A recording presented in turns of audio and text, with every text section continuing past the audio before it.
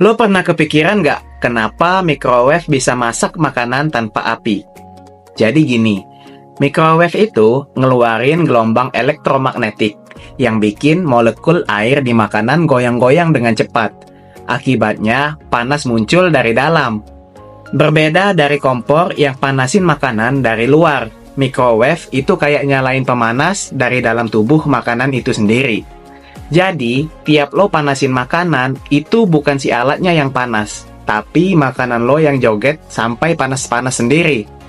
Channel ini masih butuh bantuan lo agar dapat terus berkembang dengan cara subscribe dan like video ini ya.